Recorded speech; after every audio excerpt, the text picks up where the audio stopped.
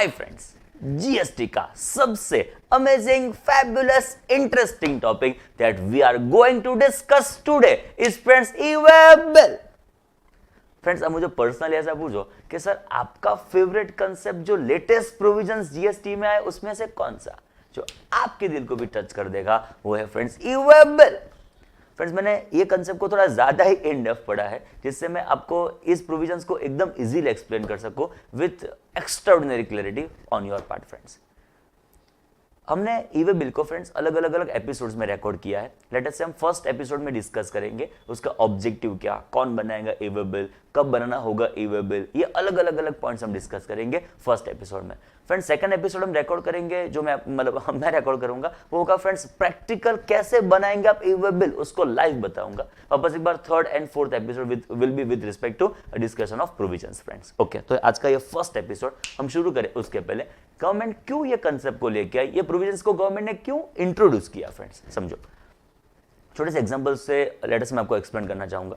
Suppose मैं Smith, आप मेरे एकदम खास फ्रेंड, मैं सप्लायर फ्रेंड्स, आप रेसिपिएंट, मैं सप्लायर गुजरात का, आप रेसिपिएंट गोवा के। फ्रेंड्स, बोलो कंफर्टेबल हो ना friends? Okay, now what happens, आपने मुझे ऐसा बोला सर गुड्स का सप्लाई करोगे, मैं कहा एब्सोल्युटली यस, मेरे फ्रेंड हो खास, हो जाएगा, चिंता ना करो। आपने बोला सर गोवा गुड्स पहुंचने चाहिए, मैं को कोई फिक्र नहीं, गोवा गुड्स पहुंच जाएंगे।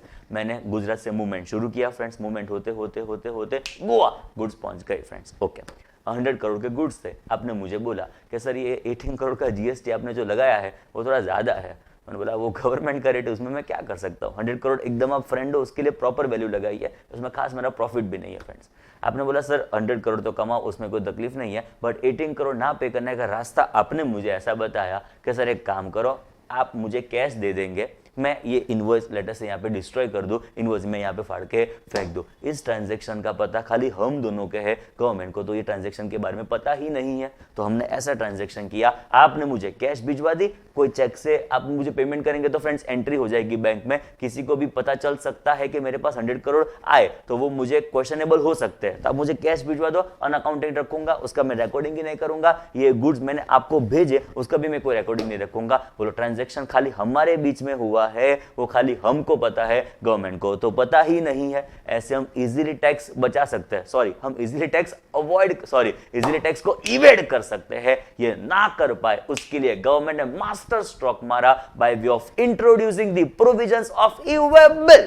क्या है ये ई-वे बिल, वो आपको एक्सप्लेन करूं। फ्रेंड्स, गवर्नमेंट ने क्या बोला, तुम गुड्स का मूवमेंट शुरू करते हो, एग्जैक्टली एक पॉइंट छोटा सा पहले बता दूं फ्रेंड्स आपको, ई-वे बिल के प्रोविजंस खाली गुड्स के लिए एप्लीकेबल होंगे, सर्विस के लिए एप्लीकेबल होने वाले नहीं है। फ्रेंड्स, ओके, तो ये खाली गुड्स के लिए प्रोविजंस को बने लेटर से इंट्रोड्यूस किया गया है। फ्रेंड्स, अभी गवर्नमेंट ने क्या बोला, ये ई-वे बिल के थ्रू गवर्नमेंट हमसे क्या लेटर से कंप्लायंस करना चाहेगी। तो गवर्नमेंट ने बोला कि तुम कोई भी मूवमेंट शुरू करते हो गुड्स की, प्लीज ध्यान से, गवर्नमेंट ने हमको बोला तुम कोई भी मूवमेंट शुरू करते हो गुड्स की, उसके पहले प्रायर टू मूवमेंट हम गवर्नमेंट को इंटीमेट करेंगे कि मैं किसको ये गुड्स का मूवमेंट करके दे रहा हूं, किसको ये गुड्स का ट्रांसपोर्टेशन करके दे रहा हूं। पॉइंट नंबर 1, उसका ओरिजिन क्या है, उसका डेस्टिनेशन क्या है, उसका इनवॉइस नंबर क्या है, उसकी डेट क्या है, उसकी वैल्यू क्या है, उसका HSN कोड क्या है, ये सब बेसिक डिटेल्स में गवर्नमेंट को फर्निश करूंगा prior to movement of goods.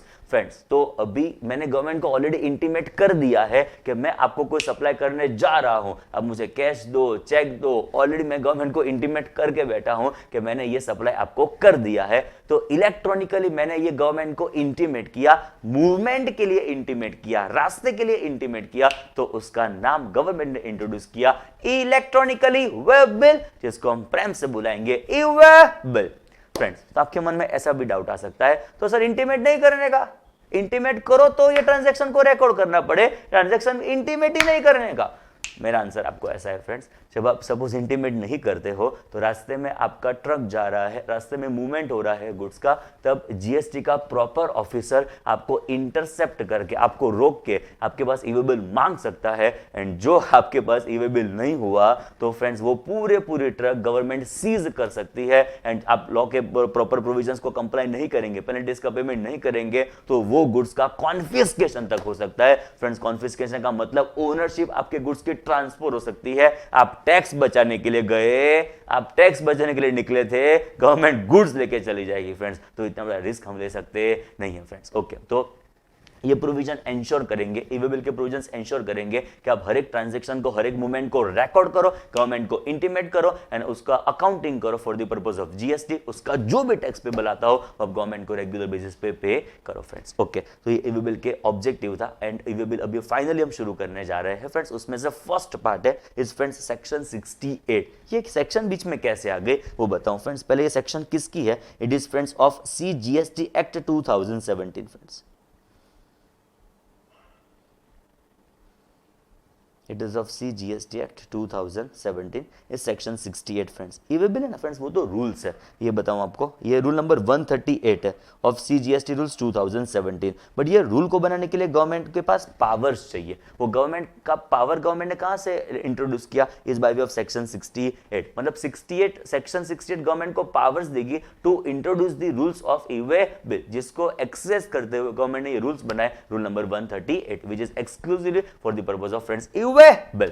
Okay, ये पावर सेक्शन है, एक बार आपको पढ़नी चाहिए before we exactly begin with provisions of e way bill. First part, government may require the person in charge of the conveyance. का मतलब जब गवर्नमेंट आपको, जब प्रॉपर ऑफिसर जीएसटी का आपको इंटरसेप्ट करेगा, रास्ते में आपको रोकेगा, तो किसके पास वो मांगेगा ईवे बिल? किसके पास होना जरूरी है ईवे बिल? कौन ईवे बिल को होल्ड करेगा? तो वो होगा कन्वेयंस का पर्सन इन चार्ज। फ्रेंड्स आप इंपॉर्टेंटली चेक करो, वर्ड यूज किया है कन्वेयंस। उसका मतलब ऐसा हुआ ये खाली रोड के लिए नहीं है ईवे बिल के प्रोविजन। ये ईवे बिल के प्रोविजंस रोड से मूवमेंट किया तो भी है, एयर से किया तो भी है, रेलवे से किया तो भी है, वेसल से किया तो भी है। हर एक केस में आपको ईवे बिल की रिक्वायरमेंट आएगी। प्रोविजंस में थोड़ा वेरिएशन आता है। जब आप रोड की बात करो एक अलग प्रोविजन है, बाद में एयर, रेल, वेसल से बात करो तो एक अलग प्रोविजन है। मतलब स्लाइट डिफरेंस आता है दोनों के लेटर से ट्रीटमेंट में। अभी इतना समझो, गवर्नमेंट किसके पास मांगेगी ईवे बिल? तो रिस्पॉन्सिबिलिटी है person in charge of the conveyance, उसको रखना पड़ेगा अपने पास ईवे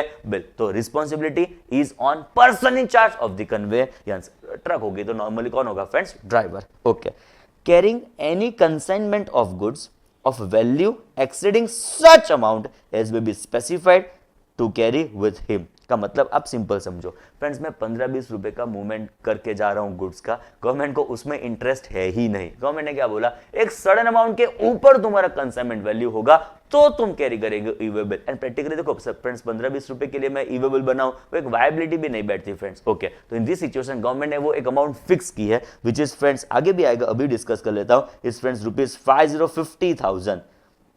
ये अमाउंट के ऊपर आपका जाएगा कंसाइनमेंट वैल्यू, तब आपको बनाना पड़ेगा e way bill friends. Okay, point number 1, person in charge of the conveyance responsible है to carry e way bill. Point number 2, consignment value should exceed ₹50,000 for the purpose of e way bill. Next, क्या carry करना है उनको exactly?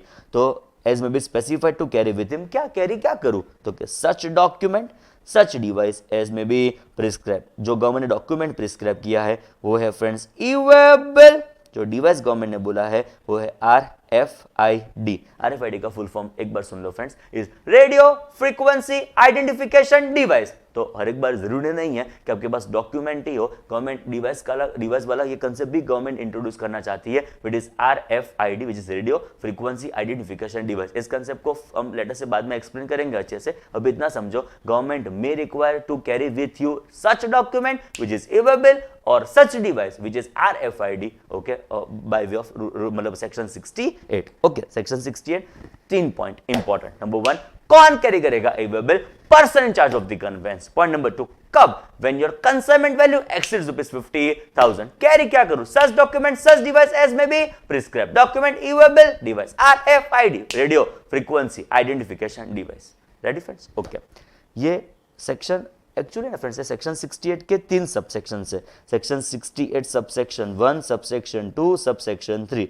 But ये सबसे important section है जो हमने डिस्कस किया यहाँ पे, which is power section. Right friends? Okay, आगे बढ़ते हुए ये रूल नंबर 138 CGST रूल्स का है, जो ईवे बिल के प्रोविजंस को इंक्लूड करता है फ्रेंड्स। तो कोई भी क्वेश्चन आपको एग्जाम में पूछा जाए तो आप खास कोट करना रूल नंबर 138 फ्रेंड्स। ओके, इससे मार्क्स आपके बहुत अच्छा आ सकते हैं। नेक्स्ट इज फ्रेंड्स, ये ईवे बिल एक्चुअली है क्या? What is e way bill? Okay, कभी कभी 2 से 3 मार्क के लिए ऐसा क्वेश्चन हमारे एग्जामिनेशन में पूछ सकते हैं फ्रेंड्स कि ईवे बिल का एग्जैक्ट मीनिंग क्या। अब कुछ भी लिखो, ना चले फ्रेंड्स। ये वर्ड्स जो स्टडी मटेरियल में है वो आने चाहिए, बिकॉज जो हमारा सजेस्टेड आंसर होते हैं ना फ्रेंड्स, उसमें ऐसे वर्ड्स आपको दिखने को मिलेंगे, तो ये वर्ड्स आपके एग्जामिनेशन में आने ही चाहिए फ्रेंड्स, तो बहुत अच्छे मार्क्स आएंगे। 3 मार्क का क्वेश्चन होगा कि let write down meaning of e way bill, तो मिनिमम 5 मार्क्स तो आ ही सकते हैं फ्रेंड्स आपके। ओके, यहाँ पे ध्यान देना। इवेबल is friends electronic document. Friends physical interface नहीं है, एक डिजिटल इंटरफेस है। इलेक्ट्रॉनिक आपको गवर्नमेंट को इंटीमेट करना होगा कि आप मूवमेंट शुरू कर रहे हो फ्रेंड्स। तो एक इलेक्ट्रॉनिक डॉक्यूमेंट है। कहां पे बनेगा? तो ये जीएसटी पोर्टल के ऊपर बनेगा फ्रेंड्स। उसके लिए डेडिकेटेड हमारे पास इवेबल का पोर्टल है, अलग हमने हमारे लेटर से स्पेसिफिक वेबसाइट गवर्नमेंट ने बनाई है, तो वहां पे जाकर बना सकते हो इवेबल। पॉइंट नंबर 3, ये एविडेंस क्या करेगा कि आपने शुरू किया है कोई ना कोई मूवमेंट फ्रेंड्स। ओके, इवेबल आपके पास अवेलेबल है, उसका मतलब क्या समझने का, वो एविडेंस क्या करेगा, वो एविडेंस करेगा कि आपने क्या शुरू किया है कोई ना कोई movement friends. Okay, 3 word set करो मगज में। चलो, फर्स्ट इलेक्ट्रॉनिक डॉक्यूमेंट कहां पे बनेगा? GST portal. एविडेंस क्या करेगा? आपने क्या शुरू किया है movement friends. Okay, word to word exam में आने चाहिए फ्रेंड्स। आगे बढ़ते हुए अब सेकंड पैराग्राफ लिख सकते हो। इवेबल is a compliance mechanism friends. हम टैक्स इवेड ना कर पाए, हम ट्रांजैक्शन को रिकॉर्ड करें, उसके लिए government rules lie, which is इवेबल, rule number 138 of CGS rules 2017। वो इवेबल बनाने से वो रूल्स को हम कंप्लाई करते हैं। तो e way bill is a compliance mechanism through which we are fulfilling rules which are let us say introduced for the purpose of e way bill. तो it is a compliance mechanism where in by a digital interface. आगे भी discuss किया, अभी भी discuss कर रहा हूं friends. एक डिजिटल इंटरफेस है हमारे पास, इवेबल का पोर्टल है, उसमें जाके बना सकते हो फ्रेंड्स इवेबल। ओके, कौन बनाएगा? Person causing the movement of goods का मतलब जो पर्सन मूवमेंट कॉज करता होगा वो हमारा पे क्या बनाएगा फ्रेंड्स? इवेबल। समझो, मैं सप्लायर था, आप रेसिपिएंट थे फ्रेंड्स। आपने मुझे बोला सर गुड्स का सप्लाई करो, मैं बोला हो जाएगा पगले, चिंता ना करो। तो मूवमेंट मैंने कॉज किया, रिस्पॉन्सिबिलिटी गोवा तक गुड्स ना पहुंचे वो मेरी है, तो I am as a supplier, Smith is causing movement, तो supplier is the person responsible for causing movement. Point number 2, आप अपने ट्रक लेके गोवा से लेटर से अहमदाबाद आ गए, आप अपने ट्रक लेके गोवा से लेटर से गुजरात आ गए, तो in this situation you as a recipient is accepting responsibility. तो in this situation recipient is causing movement का मतलब जो मैं लेटर से मूवमेंट कॉज कर रहा हूं, तो सप्लायर बनाएगा इवेबल, रेसिपिएंट मूवमेंट कॉज कर रहा है तो रेसिपिएंट बनाएगा इवेबल। सिंपल वर्ड्स में जो मूवमेंट कॉज कर रहा है वो हमारा पे क्या बनाएगा फ्रेंड्स? इवेबल। शुरू करें। Compliance mechanism through digital interface. कौन बनाएगा? जो मूवमेंट कॉज करेगा वो। फ्रेंड्स, इंफॉर्मेशन आपको फर्निश करनी है गवर्नमेंट को कि आप किसको सप्लाई कर रहे हो, डेस्टिनेशन क्या है, ओरिजिन क्या है, नेचर ऑफ गुड्स क्या है, एचएसएन कोड क्या, वैल्यू क्या, ये सब इंफॉर्मेशन हमको गवर्नमेंट को फर्निश करनी है। मुझे बताओ तो कब फर्निश करनी चाहिए? लॉजिकली बताओ, आफ्टर एंडिंग ऑफ मूवमेंट के प्रायर टू मूवमेंट? तो ऑब्वियस लॉजिक पॉइंट है फ्रेंड्स, गवर्नमेंट क्या बोलेगी? मूवमेंट शुरू करो उसके पहले, prior to movement we need to intimate to government, we need to submit, we need to upload this information to government friends. तो आगे बढ़ते हुए we need to upload relevant information prior to commencement of movement of goods and we need to generate viewable on the GST portal friends. Okay, शुरू करें।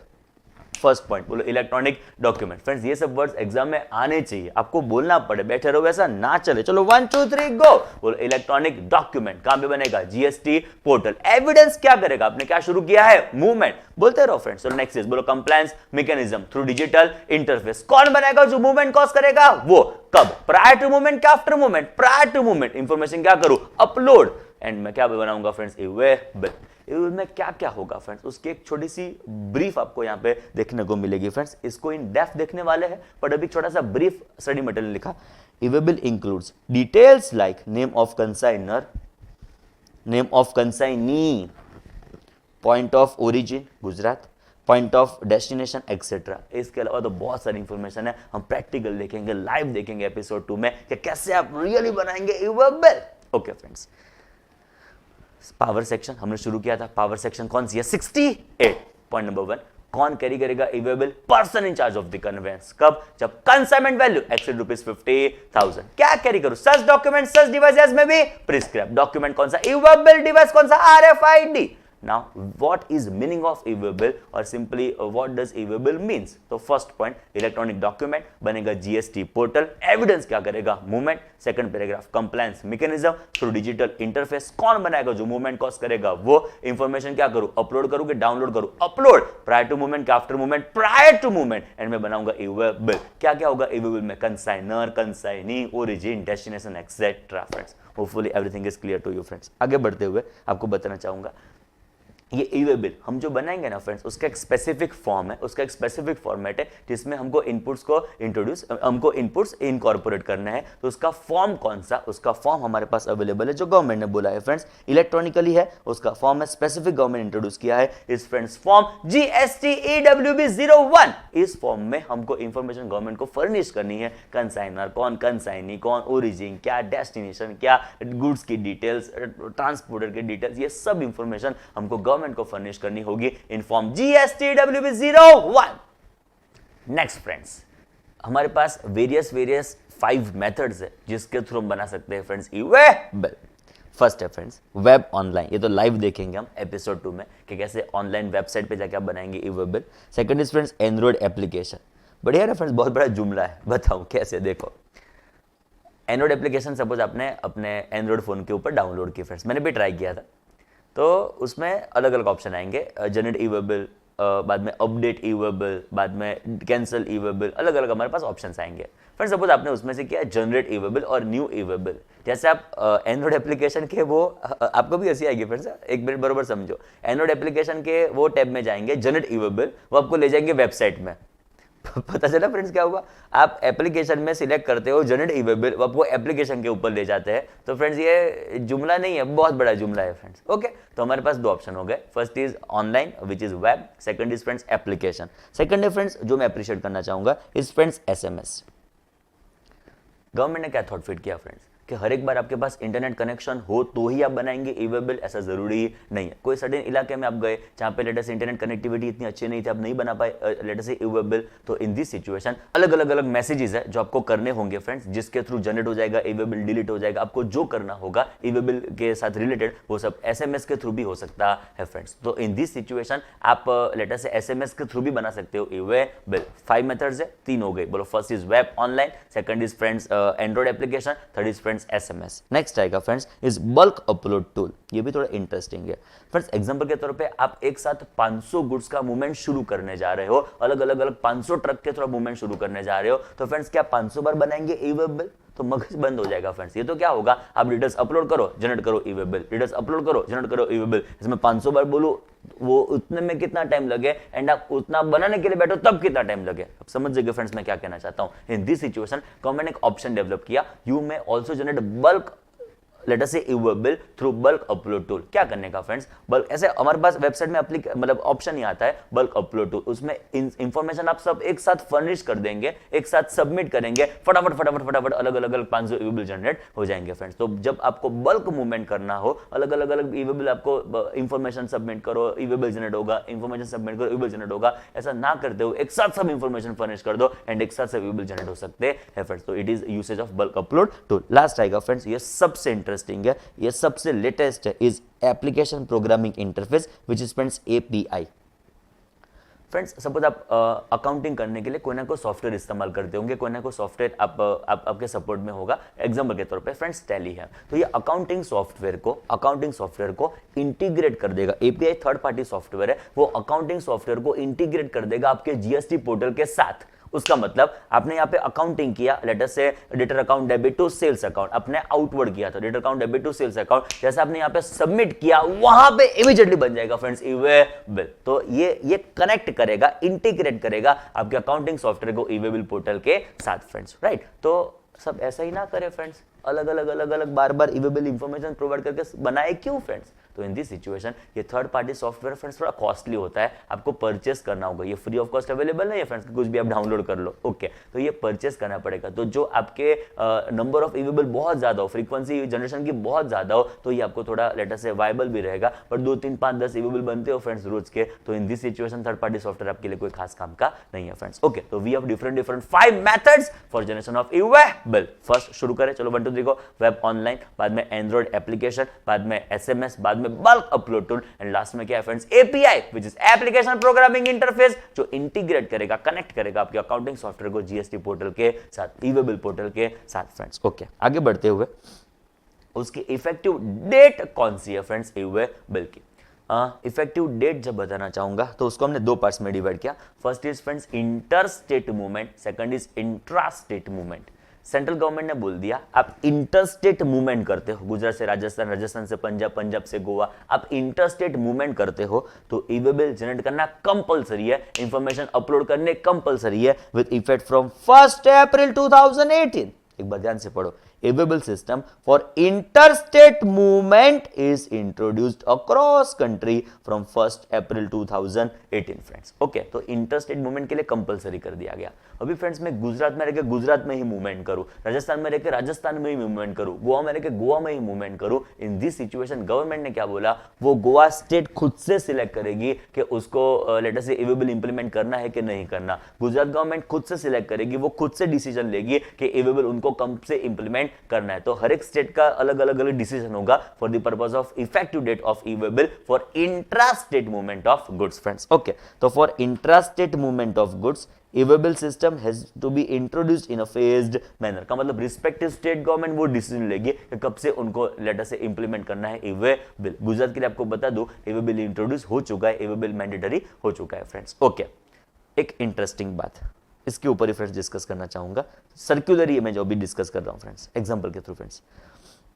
मेरा drawing बहुत अच्छा है फ्रेंड्स, सपोज ये इंडिया है, ओके, थोड़ा मॉडिफिकेशन कर देते हैं, स्लाइड अमेंडमेंट लाते हैं फ्रेंड्स। सपोज ये इसमें गुजरात है, ओके, बीच में फ्रेंड्स पड़ता है गोवा। अभी क्या हुआ देखो, हमारा सप्लायर यहां पे था, सपोज अहमदाबाद,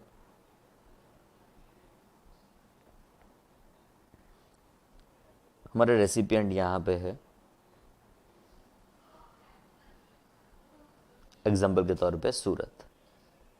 ओके, अभी अहमदाबाद से सूरत मूवमेंट करनी है गुड्स की, मुझे बताओ घूम के जाऊं कि गोवा को फील करते करते जाऊं। ऑब्वियसली फ्रेंड्स घूमते क्यों जाऊंगा मैं, गोवा हमारा ही तो है, इंडिया का ही फॉर्मिंग पार्ट है ना फ्रेंड्स, तो डायरेक्टली मैं यहां से यहां पे चला गया। मुझे बताओ what is nature of supply.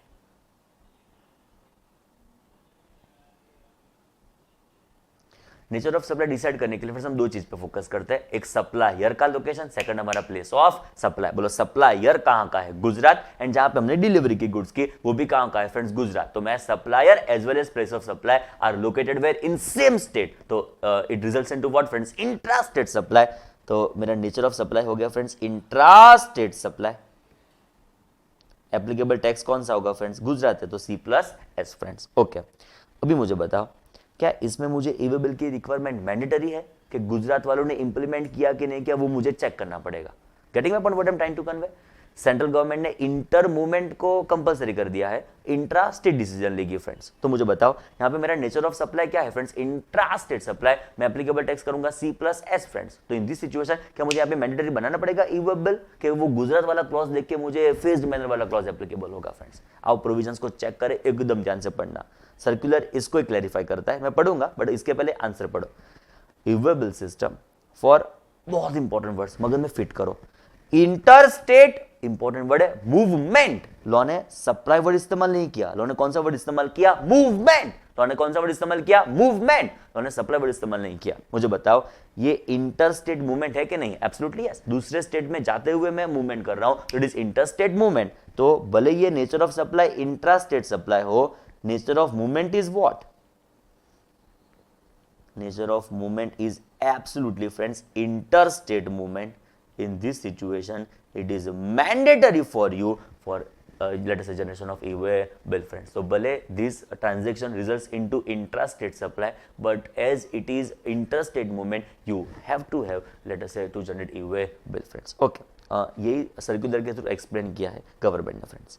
In many cases, एक बार पढ़ना चाहिए फ्रेंड्स आपको, in many cases goods transit through another state while moving from one area in a state to another area in same state. Simple words में गुजरात से गुजरात ही जाना है but आपको गोवा होके जाना पड़ेगा, ऐसा गोवा होके आप गए एग्जांपल के तौर पे, तो क्या होगा? It is important to note that e way bill generation is not dependent on whether a supply is interstate और नॉट। सप्लाई को नहीं चेक करना है but on whether the movement of goods is interstate or not. Simple words में what you need to consider, what is the relevant factor, what is the determining factor for the purpose of generation of e-waybill is not at all supply, is friends movement of goods which should be interstate movement which has become mandatory with effect from 1st April 2018 friends.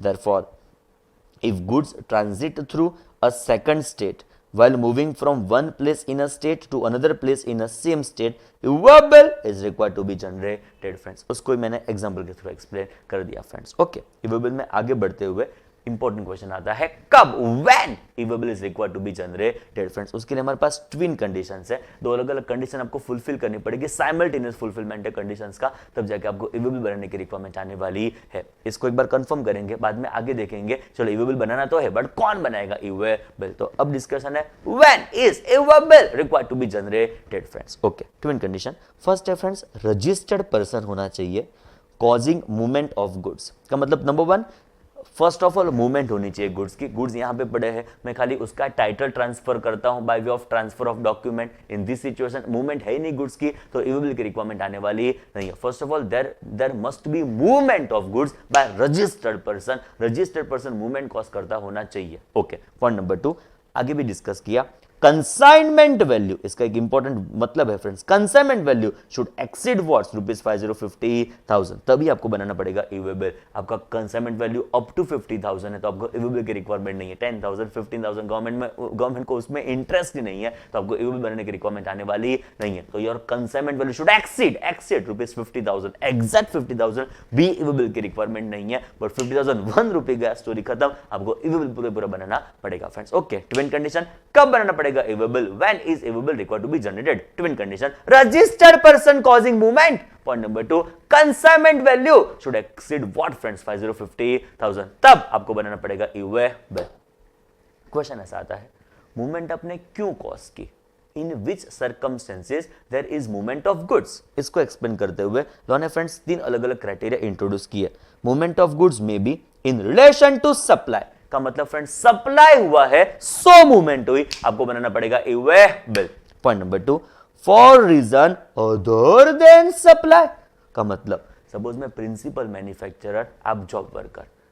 मैं principal manufacturer जब आपको goods बेचता हूं being job worker, friends मेरा intention transfer of goods का supply नहीं है। मैं आपको सप्लाई करने के लिए गुड्स नहीं भेज रहा हूं, मैं तो आपको गुड्स का प्रोसेसिंग करने के लिए भेज रहा हूं। गुड्स प्रोसेस होने के बाद आप मुझे क्या करने वाले, उसको वापस। तो फ्रेंड्स ये सप्लाई के रीजन से मैंने मूवमेंट नहीं किया, it is reason other than supply, तो भी मुझे क्या बनाना पड़ेगा e-waybill। तो लॉ कहता है सप्लाई ही होगा तो बनाना पड़ेगा e-waybill ना, if movement is for reason other than supply तो भी क्या बनाना पड़ेगा आपको e-waybill फ्रेंड्स। एक सिंपल वर्ड्स में और एक छोटी सी बात बताऊं, सपोज विद इन स्टेट है एंड सपोज e-waybill मैंडेटरी कर दिया गया है उस स्टेट में, तो क्या लेट से मैं अहमदाबाद से सूरत, मेरी ही ब्रांच सूरत में है एंड मैं गुड्स का मूवमेंट करता हूं तो भी मुझे बनाना पड़ेगा e-waybill, भले reason of movement is other than supply friends. Okay, तो twin condition, registered person causing movement. Point number 2, consignment value should exceed what friends 50,000, तो बनाना पड़ेगा e-waybill। मूवमेंट क्यों किया, reason supply, reason other than supply. थोड़ा interesting है friends, is due to inward supply from unregistered person, का मतलब क्या, आपका सप्लायर अनरजिस्टर्ड है,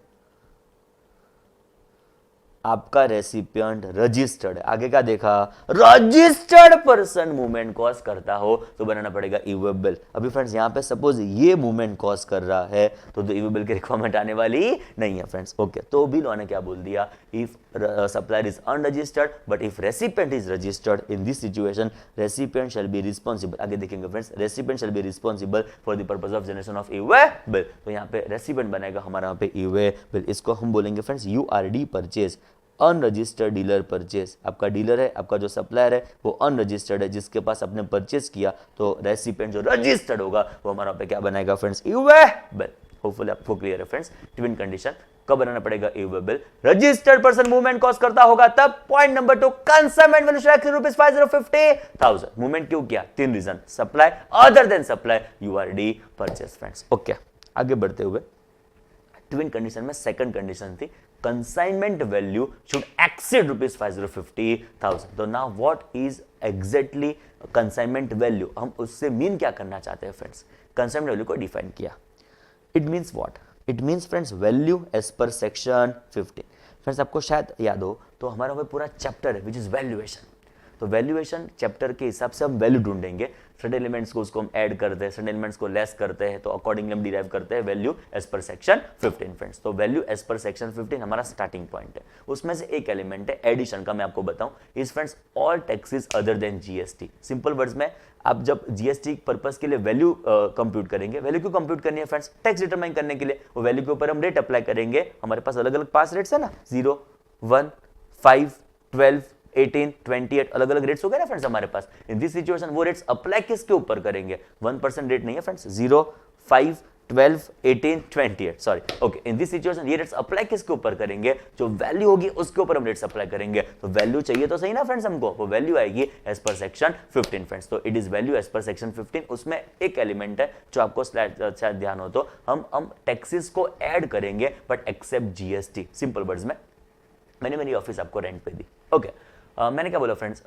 रेंट रहेगा 4,000 रुपीज एंड म्यूनसिपल टैक्स होगा लेटर से 1,000 रुपीज। तो क्या वो म्यूनसिपल टैक्स जो मैंने आपसे कलेक्ट किया उसको वैल्यू में ऐड करने का? Absolutely yes. तो लॉ ने बोला जो भी टैक्सेस आप लेटर से चार्ज करते हो रेसिपिएंट से उसको भी आप ऐड कर दो to your value of supply but except GST. GST purpose के लिए तो आप वैल्यू कंप्यूट कर रहे हो, तो उसमें जीएसटी कैसे ऐड कर पाएंगे फ्रेंड्स? बट आप जब कंसाइनमेंट वैल्यू कंप्यूट करेंगे for the purpose of generation of इवेबल कि मुझे उसको जनरेट करना चाहिए कि नहीं करना चाहिए, उसमें आप जीएसटी को ऐड कर दो including GST compensation cess if applicable friends. तो वैल्यू एज पर सेक्शन 15 से हम शुरू करेंगे, उसमें कुछ करो ऐड कुछ करो लेस। क्या करूं ऐड? जो भी मेरा जीएसटी होगा इंक्लूडिंग जीएसटी कंपेंसेशन सेस उसको मैं ऐड कर दूंगा for the purpose of determination of my consignment value. उसमें से कुछ मैं लेस करूंगा।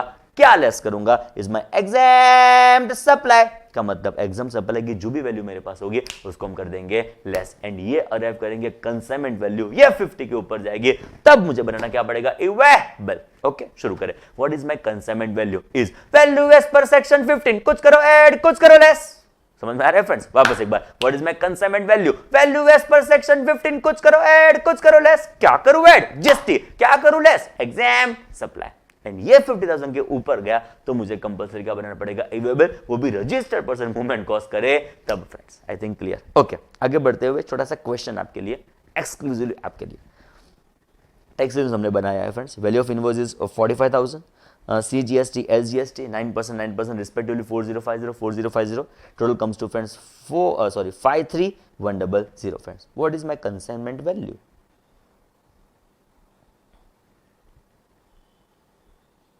My consignment value as per section 15 is 45,000. उसमें GST को करो ऐड करने के बाद हमारे पास जो वैल्यू आएगी वो होगा फ्रेंड्स 53100 हो गया हमारा consignment value which exceeds rupees 50,000। तो बोलो इवेबल यस के no? Yes, e way bill. Simple. Next आएगा और छोटा सा क्वेश्चन। इसके हेडिंग में फ्रेंड्स एक बहुत अच्छा कंसेप्ट है, invoice cum bill of supply. क्या है ये invoice cum bill of supply? बहुत सारे लोगों को तो यही नहीं पता है फ्रेंड्स, ये बन जाता है। मैं आपको बताऊं, section 31 subsection 3 clause C, CGS टैग का है फ्रेंड्स ये सेक्शन। मैं फ्रेंड्स टैक्सेबल सप्लाई करूं ना, प्लीज ध्यान से फ्रेंड्स, मैं टैक्सेबल सप्लाई करूं ना तो साथ में जो डॉक्यूमेंट इशू करूंगा ना वो होगा टैक्स इनवॉइस। मेरे एग्जम्प्ट सप्लाई के लिए मैं इशू करूंगा bill of supply. If I am let us say entering into taxable supply, tax invoice issue करूंगा, exempt supply, bill of supply. Now what happen friends, suppose मेरी कोई shop है, उसमें आप कोई गुड्स परचेस करने के लिए आए जो टैक्सेबल गुड्स भी है, एग्जम्प्ट गुड्स भी है, दोनों गुड्स आपने परचेस कर दिए। टैक्सेबल गुड्स भी परचेस किए, एग्जाम गुड्स भी आपने परचेस कर दिया फ्रेंड्स। अभी मैं कौन सा डॉक्यूमेंट बनाऊं? तकलीफ पड़ी? खाली टैक्सेबल सप्लाई होगा टैक्स इनवॉइस, खाली एग्जाम सप्लाई होगा बिल ऑफ सप्लाई। आपने दोनों नेचर ऑफ गुड्स मेरे पास परचेस किए, क्या बनाओ? लॉ ने क्लैरिफिकेशन दिया, जो आप रेसिपिएंट रजिस्टर्ड पर्सन है तो अलग अलग डॉक्यूमेंट बनाओ, टैक्सेबल सप्लाई के लिए टैक्स इनवॉइस, एग्जाम सप्लाई के लिए बिल ऑफ सप्लाई। बट जो रेसिपिएंट अनरजिस्टर्ड है, जो आईटीसी क्लेम करने वाला है ही नहीं, उसके लिए एक नया डॉक्यूमेंट गवर्नमेंट लेके आई, which is friends invoice cum bill of supply. तो अब ये इशू करेंगे टू अनरजिस्टर्ड रेसिपिएंट। तो फ्रेंड्स यहां पे आपने टैक्सेबल सप्लाई भी किया होगा, रेसिपिएंट टैक्सेबल सप्लाई भी किया होगा, एग्जाम सप्लाई भी किया होगा, बट आपका रेसिपिएंट कैसा होगा? Unregistered friends. ओके, आओ चेक करें। टैक्सेबल सप्लाई 25,000 का, एग्जाम सप्लाई 30,000 का, आईजीएसटी आपका 4500 का है। Total invoice value is what friends? 59500। बोलो what is my consignment value? My consignment value is value as per section 15। कुछ करो ऐड, कुछ करो लेस। क्या करूं ऐड? जीएसटी। क्या करूं लेस? Exempt supply. तो मैं ऐड करूंगा फ्रेंड्स 25,000 को पहले कंसीडर करूंगा, एग्जाम सप्लाई को एक्सक्लूड कर दूंगा, प्लस कर दूंगा 4500 का IGST. Total comes to friends 29500, which does not exceed rupees 50,000. There is no requirement of generation of e-way bill friends. Hopefully आपको क्लियर है फ्रेंड्स। ट्विन कंडीशंस थी, कब बनाना पड़ेगा e way bill? Registered person movement cost करता हो with consignment value exceeding rupees 50,000। Movement क्यों किया? Reason supply, other than supply, URD purchase. What is my consignment value? Value as per section 15। Add करेंगे GST including GST compensation cess, less क्या करेंगे? Exempt supply. एक interesting question discuss करेंगे friends, ध्यान से। मस्त क्वेश्चन है फ्रेंड्स। देखो, सपोज आपने एसी परचेस किया, ओके, एसी की वैल्यू थी लेट अस से 48,000 रुपीज फ्रेंड्स। उन्होंने ऐसा बोला कि एसी का इंस्टॉलेशन फ्री नहीं होगा, वो चार्जेबल बेसिस पे होगा। आपने बोला ठीक है ऐड कर दो, प्लस इंस्टॉलेशन चार्जेस। इंस्टॉलेशन था लेट अस से फ्रेंड्स, लेट अस से 10 lakhs, ओके। बोलो what is my total friends? My total is friends 10,48,000 rupees, right. Total हो गया मेरा 10,48,000। क्या ई-वे बिल की रिक्वायरमेंट आएगी?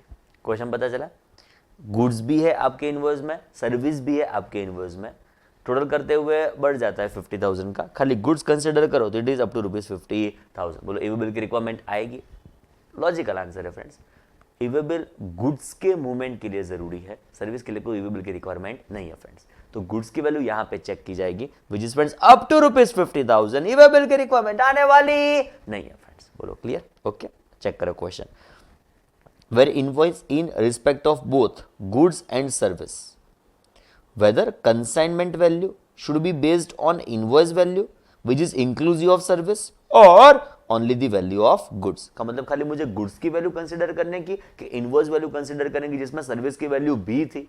तो इन दिस सिचुएशन आंसर ऐसा है friends, consignment value needs to be determined for goods only and not for services. As reason कह दिया, as goods are in movement and e way bill needs to be generated accordingly friends. हमारे case में e way bill की requirement आने वाली नहीं है friends, because what is my consignment value is rupees 48,000, जिसमें मुझे खाली गुड्स की वैल्यू कंसीडर करनी होगी फ्रेंड्स। बोलो सिंपल था। ओके, आगे बढ़ते हुए और एक छोटा सा क्वेश्चन फ्रेंड्स। देखो क्या हुआ, मैं principal manufacturer,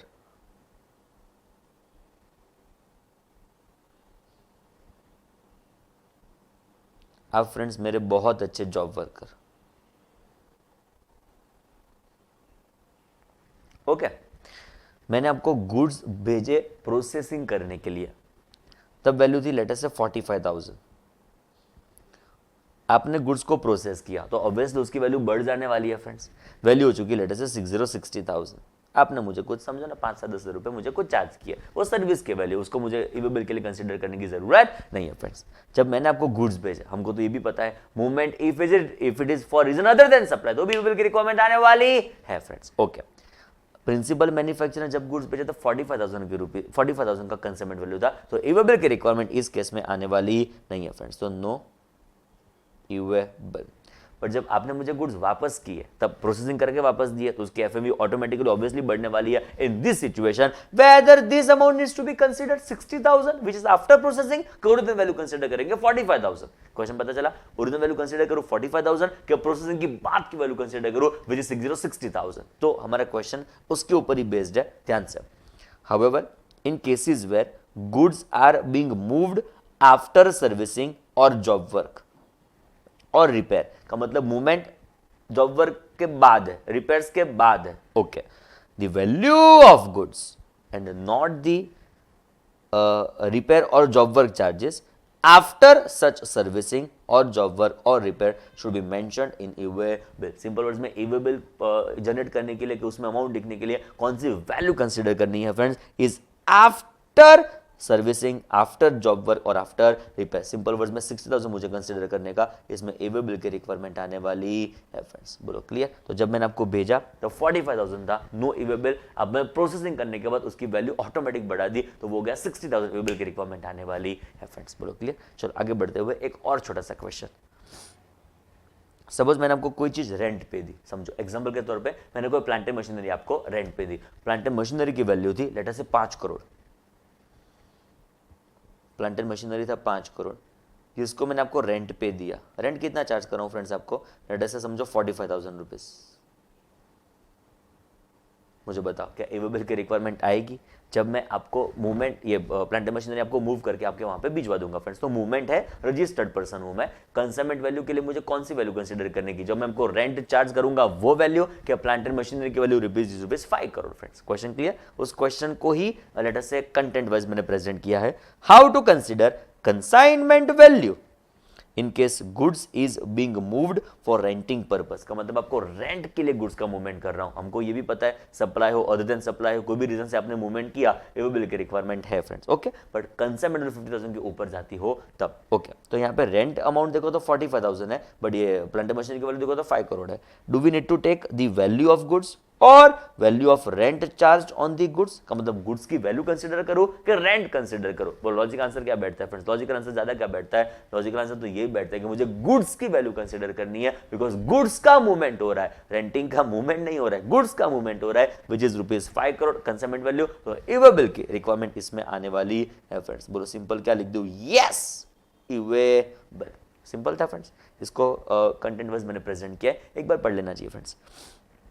The consignment value is a value of goods to be determined under section 15 of CGST Act including applicable tax thereon। ऐसा भी लिख सकते हैं, डिड्यूसिंग मतलब एग्जम्प्ट सप्लाई की जो भी वैल्यू उसको हम लेस यहाँ पे कर देंगे। Simple words what is consignment value, उसको मैंने पहले प्रेजेंट किया, which is value as per section 15, GST add करेंगे, एग्जाम सप्लाई को लेस करेंगे।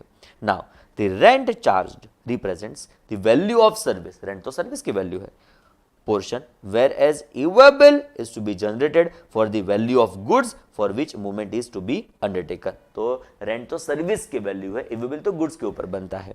Hence, in such cases, the value to be considered should be the goods and not the rental charges charged by supplier of service। का मतलब goods की value consider करनी चाहिए and not the value of service friends। The movement of goods should be under delivery चलन based on which e-way bill may be generated friends। तो ये delivery चलन क्यों हुआ, because friends it is movement for reason other than supply। Supply होता तो tax inverse होता, but ये सप्लाई नहीं है फ्रेंड्स, तो हम क्या इशू करेंगे, delivery challan friends. And the value of goods should be mentioned in delivery challan as well as what friends, e way bill. Simple words में जब मैं प्रॉपर्टी आपको रेंट पे दूंगा, कोई भी मशीनरी आपको रेंट पे दूंगा, कोई भी गुड्स आपको रेंट पे दूंगा, इन दिस सिचुएशन मुझे रेंट की वैल्यू नहीं कंसिडर करनी, बिकॉज वो तो सर्विस पोर्शन है, मुझे गुड्स की वैल्यू कंसिडर करनी होगी for the purpose of generation of e way bill friends, okay. चलो आगे बढ़ते हुए एक इंपॉर्टेंट क्वेश्चन आएगा, कौन who shall generate e way bill friends. हम आगे बढ़ते जाए, पीछे का लेटर से इवोपरेट करते जाओ, ऐसा नहीं करना है फ्रेंड्स। हमने कहां से शुरू किया था, चलो शुरू करता हूं, 2 मिनट लगेगी फ्रेंड्स। अब तक का जो भी डिस्कशन किया उसको बोलने में मुझे ध्यान से। हमने शुरू किया था फ्रेंड्स पावर सेक्शन 68, कौन कैरी करेगा, person in charge of the conveyance. कब कैरी करना होगा, जब कंसाइनमेंट वैल्यू एक्सीड्स ₹50,000। क्या कैरी करूं, such document such device as may be prescribed. Document कौन सा, ईवे बिल। डिवाइस कौन सा, RFID full form radio frequency identification device. Next हमारा friends meaning of e way bill, एकदम परफेक्ट वर्ड टू वर्ड आना चाहिए। फर्स्ट था it is electronic document, okay. कहां पे बनेगा, जीएसटी पोर्टल। एविडेंस क्या करेगा, कि आपने क्या शुरू किया है, movement. Point number 2 is a compliance mechanism which we are fulfilling through digital interface. जो पर्सन मूवमेंट कॉज करता होगा वो बनाएगा ईवे बिल। इंफॉर्मेशन सबमिट करेगा, अपलोड करेगा prior to movement of goods, and ऐसे वो बनाएगा ईवे बिल। ईवे बिल में बेसिक क्या क्या होगा, consignor, consignee, origin, destination etcetera. Next was friends what is its effective date, okay. तो sorry interstate movement, word supply नहीं था मूवमेंट था, इंटरस्टेट मूवमेंट के लिए वो कंपलसरी है फ्रॉम 1 अप्रैल 2018। इंट्रास्टेट मूवमेंट के लिए वो क्या होगा friends, phased manner. Important word है movement and not supply friends. Next question was, याद करो, when is a bill required to be generated friends? In this situation a bill आपको कब बनाना है, ट्विन कंडीशन फुलफिल करनी होगी। Condition number 1 registered person causing movement, point number 2 consignment value should exceed what friends 50,000। Now okay, registered person movement cause करता हो, movement क्यों किया goods का, नंबर 1 रीजन सप्लाई था, number 2 reason other than supply, and third was what friends URD purchase. यहां पे आपका supplier unregistered था, रेसिपिएंट कैसा था रजिस्टर्ड, तो यहां पे बिल कौन बनाएगा, recipient. Point number 2 was consignment value should exceed what friends 50,000। What is our consignment value is friends value as per section 15। कुछ करो ऐड, कुछ करो लेस, क्या करूं ऐड, जिसकी क्या करूं लेस, एग्जाम सप्लाई फ्रेंड्स। जब गुड्स सर्विस दोनों साथ में होंगे, गुड्स की वैल्यू कंसीडर करने की, जब गुड्स रेंट पे दे रहा हूं तो खाली गुड्स की वैल्यू कंसीडर करने की for the purpose of determination of the amount which is consignment value friends. Okay, आगे बढ़ते हुए, कौन who shall generate e way bill, सबसे इंटरेस्टिंग पॉइंट है, कौन बनाएगा ईवे बिल। आंसर है फ्रेंड्स रजिस्टर्ड, आगे भी देखा था friends, registered person who causes the movement of goods, वो हमारा पे क्या बनाने वाला है, ईवे बिल का मतलब रजिस्टर्ड पर्सन होना चाहिए, जो मूवमेंट कॉज करता हो वो हमारे वहां पे बनाएगा ईवे बिल फ्रेंड्स। हम एग्जैक्ट डिस्कशन शुरू करें उसके पहले छोटी सी बात आपको बताऊंगा फ्रेंड्स। ईवे बिल है ना फ्रेंड्स, दो पार्ट्स में डिवाइडेड है, पार्ट ए पार्ट बी। बहुत बहुत बेसिक इंपॉर्टेंट बहुत नॉलेजेबल डिस्कशन है फ्रेंड्स। ईवे बिल को दो पार्ट्स में डिवाइड किया, हम लाइव तो देखने ही वाले हैं फ्रेंड्स एपिसोड 2 में, वो आप मिस नहीं कर सकते। ईवे बिल को दो पार्ट्स में डिवाइड किया, part A part B. Part A कौन बनाएगा, person causing movement of goods.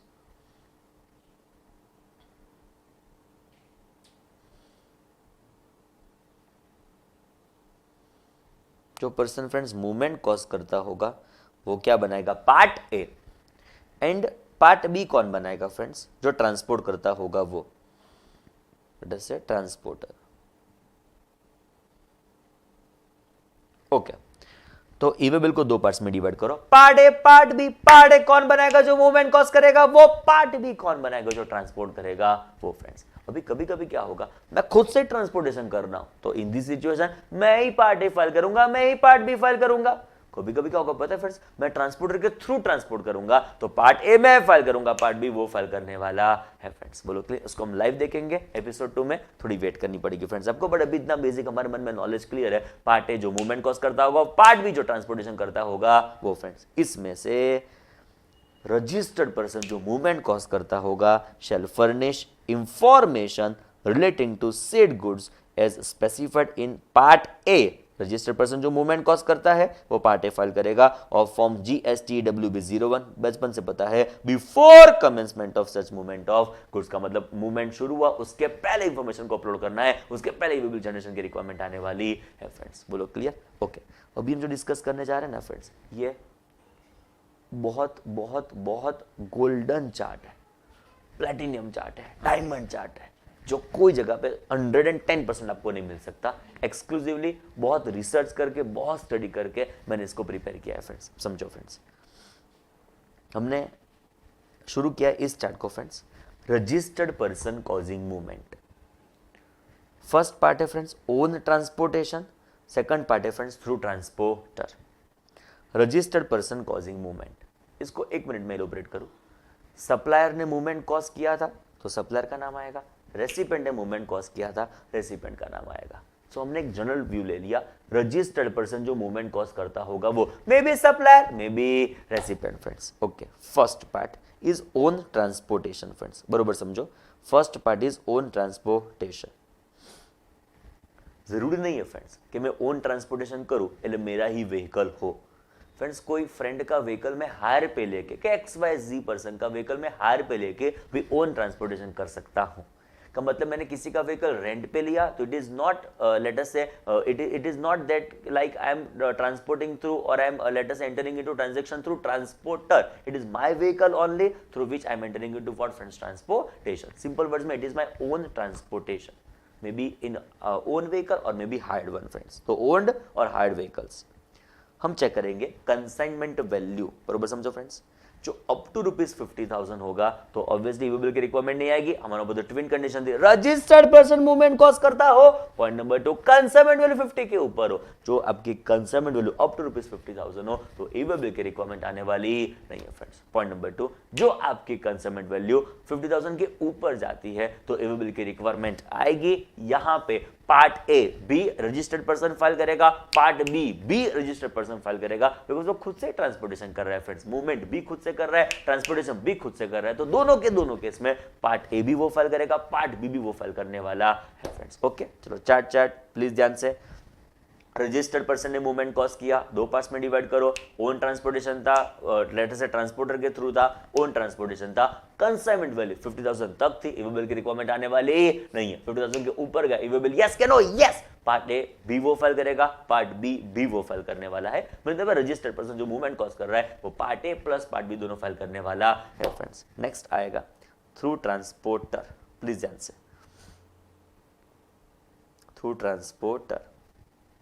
Transporter के थ्रू वो ट्रांसपोर्टेशन कर रहा है, कंसाइनमेंट वैल्यू 50,000 तक, प्लीज ध्यान से, कंसाइनमेंट वैल्यू 50,000 तक, तो इवेबल की रिक्वायरमेंट आने वाली नहीं। हमारी ट्विन कंडीशन मगन में फिट कर देने की, रजिस्टर्ड पर्सन मूवमेंट कॉस्ट करता हो, कंसाइनमेंट वैल्यू 50,000 के ऊपर हो तो इवेबल की रिक्वायरमेंट है फ्रेंड्स। यहाँ पे कंसाइनमेंट 50,000 तक हो तो इवेबल की रिक्वायरमेंट आने वाली नहीं। आप चेक कर सकते हो, consignment value up to ₹50,000, there is no requirement of generation of e way bill. But एक नोट मैंने यहाँ पे अटैच की है, वो इलोबरेट करूंगा नेक्स्ट स्लाइड में।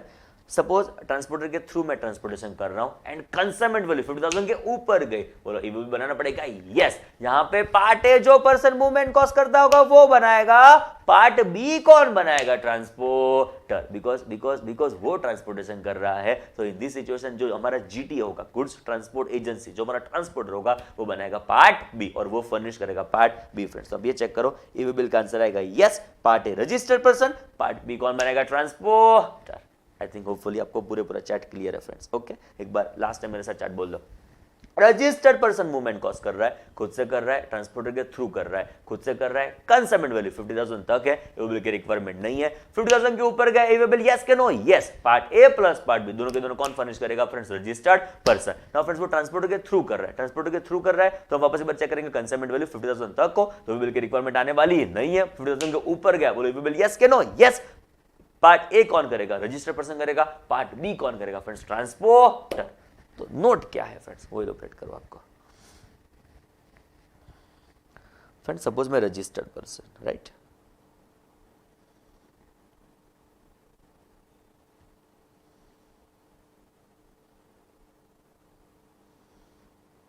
सपोज दीपू है, वो भी रजिस्टर्ड पर्सन।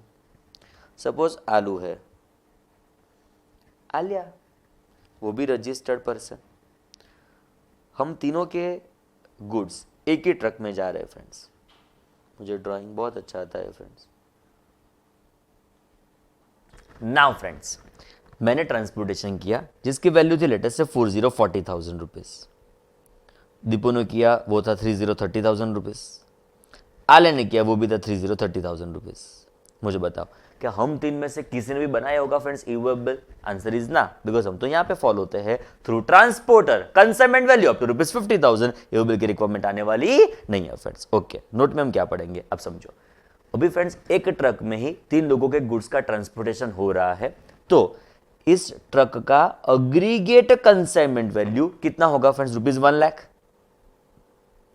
समझने का ट्राई करो, 40 + 30 + 30 कम्स टू 1 लाख का मतलब लॉ ने क्या बोला, जो रजिस्टर्ड पर्सन 40,000 नहीं बनाया था, दीपू रजिस्टर्ड पर्सन 30,000 नहीं बनाया था, आलिया रजिस्टर्ड पर्सन 30,000 नहीं बनाया था, बट जो कंसाइनमेंट वैल्यू अग्रीगेट करते हो तब 50,000 के ऊपर जाती है। In this situation transporter shall generate e way bill, registered person को नहीं बनाने का, बिकॉज मेरा तो 50,000 तक है तो मैं क्यों बनाऊं इवेबल। पर जो ट्रांसपोर्टर एक ट्रक में गुड्स का ट्रांसपोर्टेशन कर रहा है and aggregate consignment value if it exceeds ₹50,000, in this situation transporter shall generate what friends, इवेबल।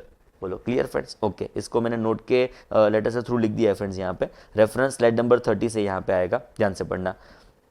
When aggregate consignment value in conveyance which is transported by transporter exceeds ₹50,000, words are aggregate consignment value exceeds ₹50,000 then transporter की responsibility है to generate what friends, इवेबल।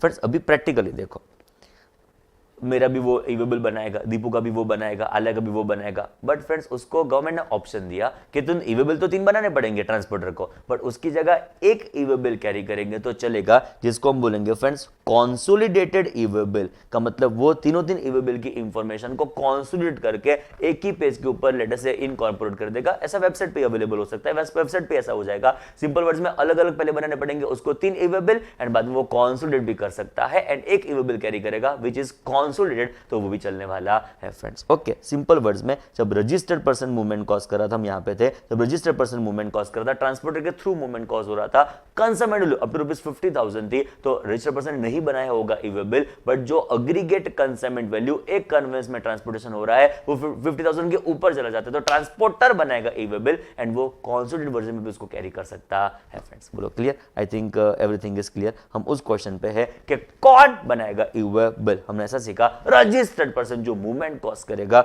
वो part A file करेगा and जो transportation करेगा वो क्या file करेगा, part B. इसको समझने के लिए हमने लेटर से चार्ट बनाया। रजिस्टर्ड पर्सन मूवमेंट कॉज करता हो, खुद से कर रहा हो, ट्रांसपोर्टर के थ्रू कर रहा हो, खुद से कर रहा हो, अप टू 50,000 इवेबल की रिक्वायरमेंट नहीं आएगी, 50,000 के ऊपर गया ए बी दोनों खुद से फर्निश करेगा, ट्रांसपोर्टर के थ्रू कर रहा है, अप टू 50 इवेबल की रिक्वायरमेंट आने वाली नहीं है, बट हाँ एग्रीगेट वैल्यू 50,000 के ऊपर बढ़ जाएगी तो ट्रांसपोर्टर बनाएगा जो कॉन्सेप्ट भी बाद में कैरी कर सकता है, एंड बाद में 50,000 के ऊपर चला जाएगा, ट्रांसपोर्टर के थ्रू कर रहे हो तो पार्ट ए फाइल करेगा रजिस्टर्ड पर्सन, पार्ट बी कौन फाइल करेगा, ट्रांसपोर्टर फ्रेंड्स। बोलो clear? Hopefully everything is clear. Next है फ्रेंड्स, इसमें ट्रांसपोर्टर बनाएगा। Okay, e way bill part A part B हमने डिस्कस कर लिया। नेक्स्ट आएगा friends unregistered person causing movement. Friends यहां पे एक छोटी सी बात ध्यान रखने की, ये चार्ट है कब, जब मैं बात कर रहा हूं आपका सप्लायर अनरजिस्टर्ड है, रेसिपिएंट रजिस्टर्ड है, तो इस चार्ट की मैं बात नहीं कर रहा हूं, तो ये चार्ट आपको एप्लीकेबल नहीं होगा, बिकॉज उसमें तो क्या है, supplier unregistered, recipient registered. In this situation please ध्यान से, supplier unregistered, recipient registered, in this situation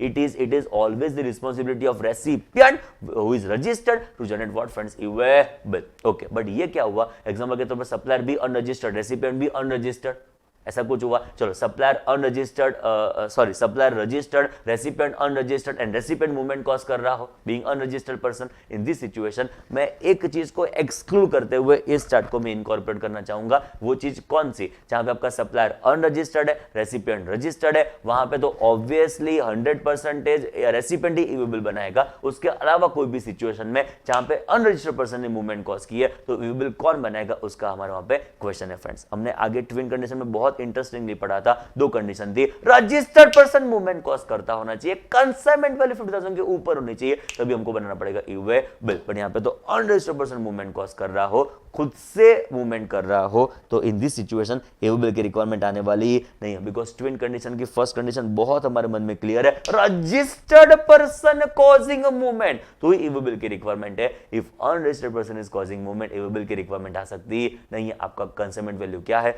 हमको ऑनेस्टली फर्क पड़ता नहीं है फ्रेंड्स। बोलो क्लियर? नेक्स्ट आएगा, वो ट्रांसपोर्टर के थ्रू ट्रांसपोर्टेशन कर रहा है, अभी कंसाइनमेंट वैल्यू 50,000 तक हो तो इवेबल की रिक्वायरमेंट आने वाली नहीं है फ्रेंड्स। बट नोट यहां पे भी एप्लीकेबल होगी, जो एग्रीगेट कंसाइनमेंट वैल्यू कन्वेंस में जो मूवमेंट हो रहा है तो वो 50,000 के ऊपर बढ़ जाती है, एग्रीगेट वैल्यू 50,000 के ऊपर बढ़ जाती है, तो ट्रांसपोर्टर की रिस्पांसिबिलिटी होगी for generation of इवेबल। Okay, now ये थोड़ा इंटरेस्टिंग है, ट्रांसपोर्टर के थ्रू कर रहे हैं, कंसाइनमेंट वैल्यू 50,000 के ऊपर है तो इवेबल की रिक्वायरमेंट आएगी। लॉ ने ऑप्शन दिया, अनरजिस्टर्ड पर्सन मतलब अनरजिस्टर्ड पर्सन के ऊपर लॉ के हिसाब से रिस्पॉन्सिबिलिटी नहीं है, बट गवर्नमेंट ने रिक्वेस्ट की यू आर तू बनाएगा, तो क्या हाँ बनाऊंगा, तो यू आर बनाएगा, यू आर कहता है ना मैं नहीं बनाऊंगा, तो क्या ट्रांसपोर्टर बनाएगा। सिंपल वर्ड्स में दो में से कोई एक बनाएगा। कौन बनाएगा? आइदर अनरजिस्टर्ड पर्सन, ध्यान से पढ़ो वर्ड्स, आइदर अनरजिस्टर्ड पर्सन, और कौन बनाएगा? Transporter shall generate what friends, e way bill. दोनों को ऑप्शन दिया कि देख भाई तू यू आर तू बनाना चाहता हो तो बहुत अच्छी बात है, बना दे तू इवेबल। ओके, वो नहीं बनाता तो ट्रांसपोर्टर को तो कंपल्सरी बनाना ही पड़ेगा friends, e way bill. I think everything is clear to you friends. Okay, चलो शुरू करें।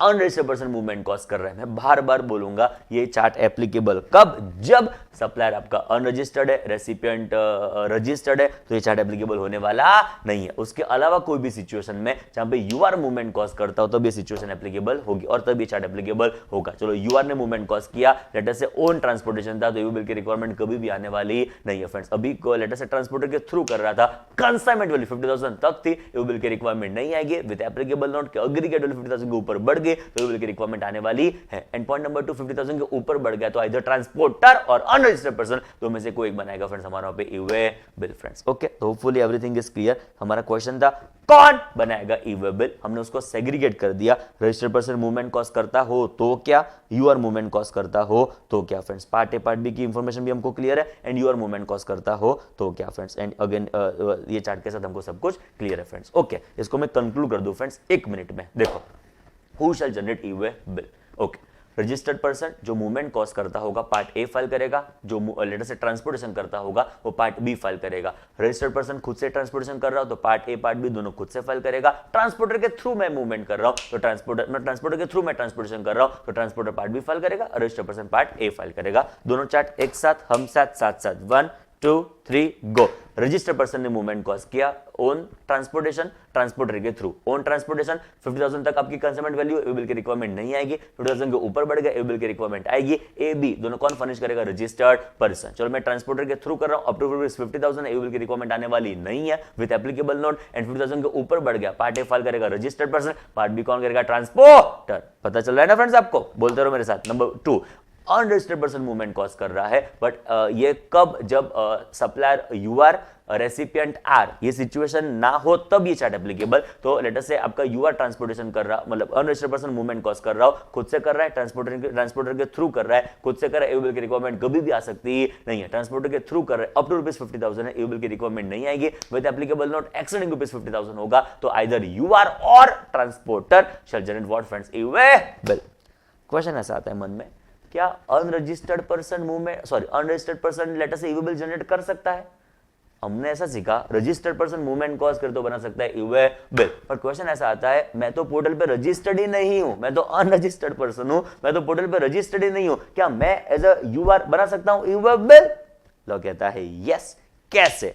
ऐसे हमारा वहाँ पे सिस्टम आएगी। मैं जब सेकंड एपिसोड बताऊंगा ना फ्रेंड्स आपको, वो आपका उसके पास जब रिकॉर्डिंग करूंगा तब खास आपको बताऊंगा कि हम अनरजिस्टर्ड पर्सन कैसे बना सकते हैं ईवे बिल। उसमें ये विंडो आएगी, हमारे पास ऑप्शन है ईवे बिल फॉर सिटीजन। तो आप यहाँ पे जनरेट करेंगे ईवे बिल। पहले आपको अपनी इंफॉर्मेशन बेसिक फर्निश करनी पड़ेगी, उसके बाद आप बना पाएंगे ईवे बिल। तो हमारा वहाँ पे यूआर भी बना सकता है friends e way bill, like this way. Okay, next है फ्रेंड्स, ये डिस्कस हो चुका है, where goods are supplied by unregistered supplier to recipient who is registered, the movement shall be said to be always caused by such recipient। यहाँ पे always recipient बनाने वाला है फ्रेंड्स ईवे बिल। आगे हमने डिस्कस कर दिया जब मूवमेंट की बात की थी कि मूवमेंट क्यों किया, reason supply, other than supply URD purchase. वहां पे सप्लायर आपका कैसा होगा फ्रेंड्स, अनरजिस्टर्ड, रेसिपिएंट कैसा होगा, रजिस्टर्ड। ये रेसिपिएंट आपका जो रजिस्टर्ड है वही ऑलवेज क्या बनाएगा फ्रेंड्स, हमारे वहां पे ईवे बिल। तो that is clear to us. Okay, next आएगा, क्या ट्रांसपोर्टर बना सकता है ईवे बिल? ये भी मैंने आपको ऑलरेडी समझा ही दिया नोट के थ्रू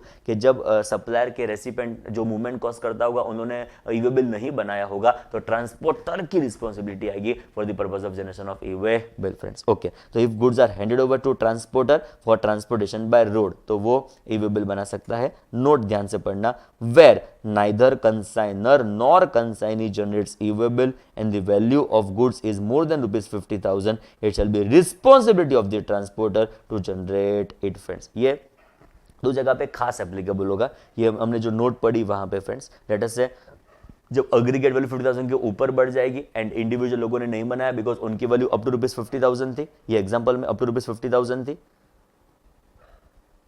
यहाँ पे फ्रेंड्स, अप टू ₹50,000 थी, तो रजिस्टर्ड पर्सन ने नहीं बनाया था, ट्रांसपोर्टर के थ्रू कर रहे हैं तो ट्रांसपोर्टर यहाँ पे बनाएगा ईवे बिल। पॉइंट नंबर 2, ये यूआर वाले चार्ट में खास एप्लीकेबल होगा, जब जब यूआर ने नहीं बनाया ईवे बिल, 50,000 के ऊपर वैल्यू बढ़ गई थी तो इधर यूआर बनाएगा, बट वो नहीं बनाया तो ट्रांसपोर्टर की रिस्पॉन्सिबिलिटी तो आएगी ही आएगी for the purpose of generation of e way bill. Simple words में कंक्लूजन बता दूं, 50,000 के ऊपर वैल्यू जाती है ना फ्रेंड्स, ईवे बिल की रिक्वायरमेंट आएगी। हाँ, यूआर करता होगा ओन ट्रांसपोर्टेशन तो नहीं आएगी फ्रेंड। ओके, ज्यादा कॉम्प्लेक्स नहीं है, चार्ट्स मगज में फिक्स करो तो सब कुछ सिंपल है फ्रेंड्स। ओके, चलो फाइनली आगे बढ़ते हैं।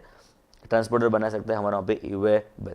नेक्स्ट फ्रेंड्स, मुझे कंपल्सन नहीं था ईवे बिल बनाने का, समझो friends, I was not compulsorily required to generate e way bill, तो भी मैं बनाना चाहूं तो बना सकता हूं?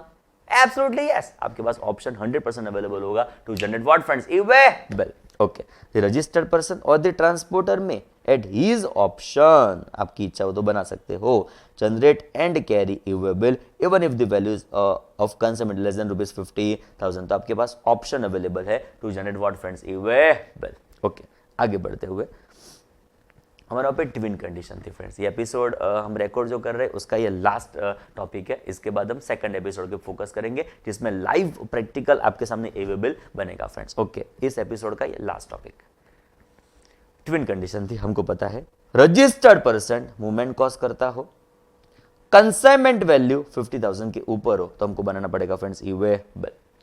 फ्रेंड्स ये टॉपिक क्या है, दो सिचुएशन ऐसी है जहां पे irrespective of your consignment value हमको मैंडेटरी कंपल्सरी बनाना पड़ेगा इवेबल। का मतलब आपकी सेकंड कंडीशन इनऑपरेटिव हो जाएगी, सेकंड कंडीशन का कोई इंपॉर्टेंस ही नहीं रहेगा, वो नलीफाई हो जाएगी। आपकी कंसाइनमेंट वैल्यू क्या है, दो केस में हमको फर्क ही नहीं पड़ता, दोनों केस में कंपल्सरी मैंडेटरी आपको बनाना पड़ेगा e way bill irrespective of your consignment value friends. Okay, तो e way bill compulsory mandatory irrespective of your value of consignment, इसमें खाली फर्स्ट कंडीशन आपको चेक करने की रजिस्टर्ड पर्सन मूवमेंट कॉज करता होना चाहिए। बाकी फ्रेंड्स लेट अस से irrespective of your consignment value compulsory क्या बनाना पड़ेगा फ्रेंड्स आपको, इवेबल। दो सिचुएशन में से friends first situation we are on to now is friends interstate transfer of goods by principal to job worker. Okay, suppose मैं principal manufacturer, आप job worker, मैं आपको गुड्स क्यों भेजूं, प्रोसेसिंग करने के लिए फ्रेंड्स, ऑब्वियसली रीजन तो सप्लाई नहीं है, इवेबल क्यों बनाने का फ्रेंड्स, मूवमेंट होगा अदर देन सप्लाई तो भी इवेबल की रिक्वायरमेंट आने वाली है फ्रेंड्स। ओके, तो यहां पे एक्सप्लेन करूं फ्रेंड्स एकदम ध्यान से। फ्रेंड्स वो थी प्रिंसिपल मैन्युफैक्चरर, मैं उसका था जॉब वर्कर, वो गुजरात से, मैं गोवा से, समझो फ्रेंड्स मैं क्या कह रहा हूं, वो थी प्रिंसिपल मैन्युफैक्चरर, मैं था उसका जॉब वर्कर, गुजरात से गोवा से। उसने मुझे गुड्स भेजे for the purpose of job work, friends content पे ध्यान देना, उसने मुझे गुड्स भेजे for the purpose of job work, interstate transfer हुआ बिकॉज उसने गुजरात से मुझे लेटर से गोवा भेजे। In this situation friends irrespective of your consignment value, फर्क ही नहीं पड़ता what is your consignment value, compulsory बनाना पड़ेगा फ्रेंड्स आपको इवेबल। होपफुली आपको पता चला, अभी कंटेंट पढ़ो। इंटरस्टेट ट्रांसफर गुजरात से गोवा आए, गुड्स आए by principal to job worker, तो आपको कंपल्सरी क्या बनना पड़ेगा फ्रेंड्स आपको इवेबल। मुझे बताओ यहाँ पे सेंडर कौन, प्रिंसिपल मैन्युफैक्चरर, रेसिपिएंट कौन, जॉब वर्कर, गुड्स का मूवमेंट इंटरस्टेट मूवमेंट है, जॉब वर्क के लिए गुड्स आ रहे हैं, तो कंपल्सरी आपका कंसाइनमेंट वैल्यू क्या है वो ना देखे हुए हमको कंपल्सरी क्या बनाना पड़ेगा friends e way bill. Okay, second situation हमारे पास है फ्रेंड्स, पहले ये पढ़ लेते हैं, e way bill to be generated either by principal or job worker if registered. Friends वो तो हमको फर्स्ट कंडीशन तो क्लियर ही है, रजिस्टर्ड पर्सन मूवमेंट कॉज करता हो तो। Okay, irrespective of your consignment value, simple words में प्रिंसिपल मैन्युफैक्चरर जॉब वर्कर को इंटरस्टेट मूवमेंट करके देता है गुड्स की for the purpose of job work, in this situation irrespective of your consignment value आपको बनाना पड़ेगा फ्रेंड्स इवेबल। सेकंड सिचुएशन फ्रेंड्स ये थोड़ी टेक्निकल है, बरोबर समझो। Interstate transfer of handicraft goods, specified handicraft goods by person exempted from obtaining registration. Okay, दो तीन बातें इंपॉर्टेंट है फ्रेंड्स। फर्स्ट क्राइटेरिया है फ्रेंड्स पर्सन कॉजिंग मूवमेंट, थोड़ा ये ज्यादा रेलेवेंट है, नंबर वन थोड़ा सिंपल था फ्रेंड्स, ये स्लाइट रेलेवेंट है। Person causing movement is whom, person who are exempted from obtaining registration, तो person causing movement are persons or persons, person दो है बिकॉज आगे हम पढ़ेंगे, persons exempted from obtaining friends registration. Point number B, interstate transfer है, within state नहीं, interstate transfer होना जरूरी, आगे भी चेक करो friends, it was interstate transfer, तो इवेबल कंपलसरी है irrespective of your consignment value friends. Similarly यहां पे मूवमेंट इज इंटरस्टेट ट्रांसफर,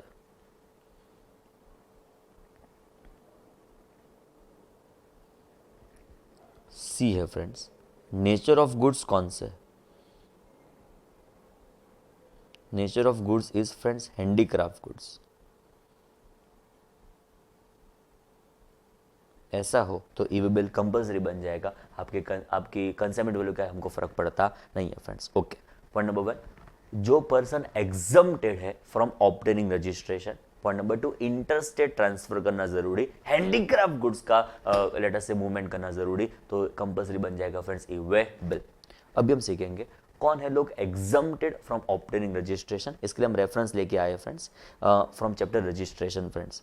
थोड़ा ब्रीफ आपको बताऊं, सेक्शन 22 है हमारे CGST एक्ट में which is liability of registration, section 24 है which is compulsory registration, section 23 है which is person exempted from obtaining what friends registration. Point number 1, section 24 कहती है CTP कैजुअल टैक्सेबल पर्सन को कंपलसरी ऑब्टेन करना होगा registration. Friends 2 minute, बहुत important discussion है, बरोबर समझो।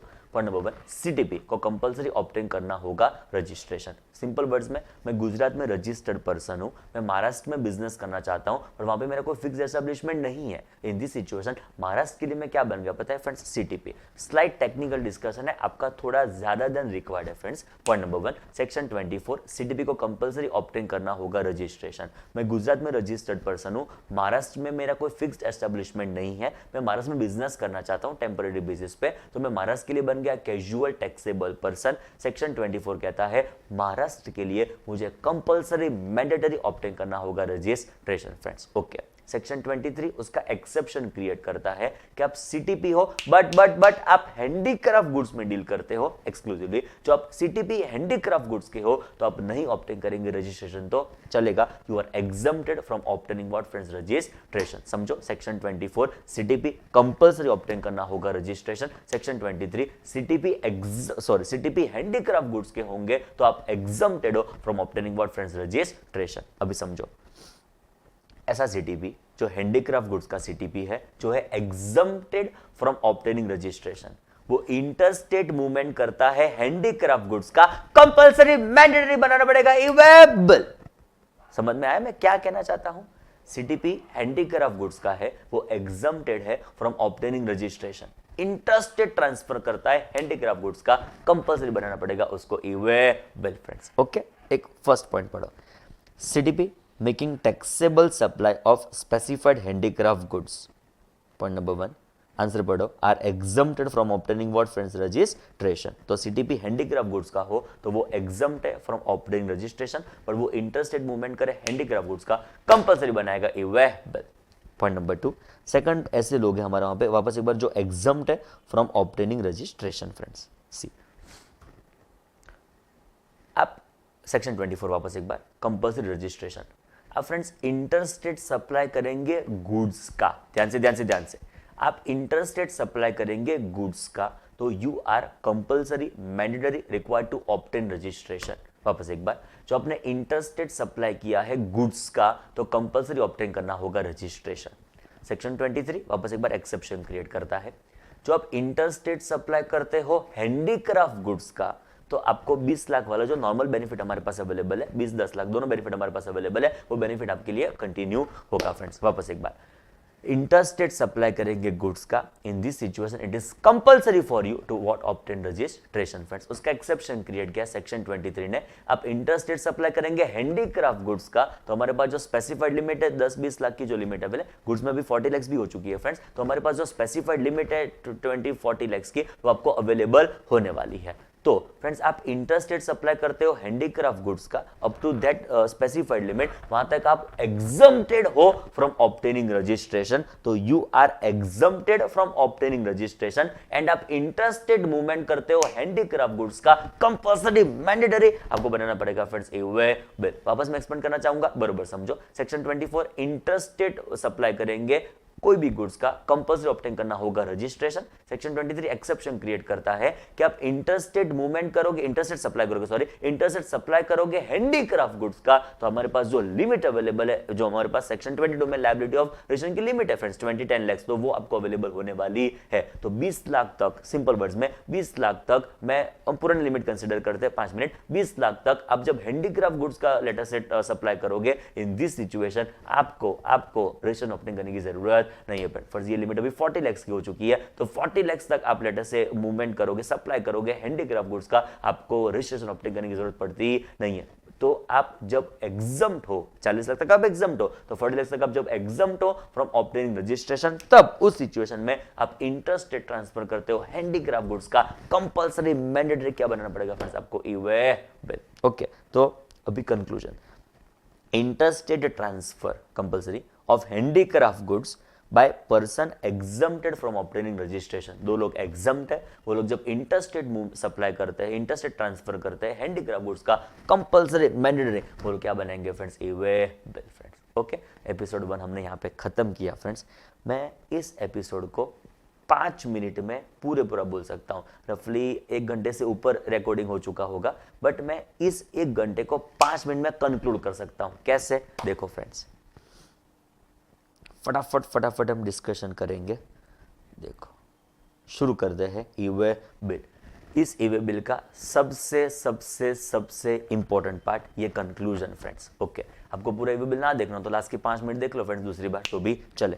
E-way bill power section 68 CGST act 2017। Point number 1, कौन कैरी करेगा e-way bill? Person in charge of the convince, वो कैरी करेगा ई-वे बिल। पॉइंट नंबर 2, कब? जब कंसाइनमेंट वैल्यू एक्सीडिंग ₹50,000। क्या कैरी करो? सच document, such device as may be prescribe. Document कौन सा? E-way bill. डिवाइस कौन सा? RFID, full form radio frequency identification device. आगे बढ़ते हुए रूल नंबर कौन सा? 138। नेक्स्ट पॉइंट आएगा, व्हाट इज ई-वे बिल? शुरू करें। फर्स्ट इज इलेक्ट्रॉनिक डॉक्यूमेंट, कहां पे बनेगा? GST portal. एविडेंस क्या करेगा? आपने क्या शुरू किया है? Movement. Point number 2, compliance mechanism through digital interface. कौन बनाएगा? जो मूवमेंट कॉज करता होगा वो। इंफॉर्मेशन अपलोड करो prior to movement of goods. Information में क्या क्या होगा? Consignor, consignee, origin, destination etcetera. Next आएगा friends form of e way bill which is GST EWB 01। ये उसका फॉर्म है लेटर से ई-वे बिल का। Next is friends method of generation of e way bill. 5 method, web, online, बाद में एप्लीकेशन, बाद में SMS, बाद में बल्क अपलोड, बाद में API एप्लीकेशन प्रोग्राम इंटरफेस। दो चीज को इंटीग्रेट करेगा, दो चीज को कनेक्ट करेगा आपके अकाउंटिंग सॉफ्टवेयर को आपके GST पोर्टल के, सॉरी ई-वे बिल पोर्टल के साथ। नेक्स्ट आएगा friends effective date. Okay, interstate movement के लिए 1 अप्रैल 2018, इंट्रा के लिए रिस्पेक्टिव स्टेट गवर्नमेंट से लेकर करेगी। हम लॉ ने लिखा है फेज्ड मैनर। मैं कहता हूं वर्ड मूवमेंट रेलेवेंट है, सप्लाई वर्ड इस्तेमाल नहीं किया। सर्कुलर के थ्रू क्लैरिफाई भी हो गया। हमारे केस में गुजरात गोवा हो गया, गुजरात आया, आपका सप्लाई का नेचर इंट्रा है, मूवमेंट का नेचर इंटर है। कंपल्सरी बनाना पड़ेगा फ्रेंड्स आपको ई-वे बिल। 1 अप्रैल 2018 से मैंडेटरी हो चुका है। Next, when is e way bill required to be generated? इसके ऊपर ही आज का बहुत इंपॉर्टेंट डिस्कशन था।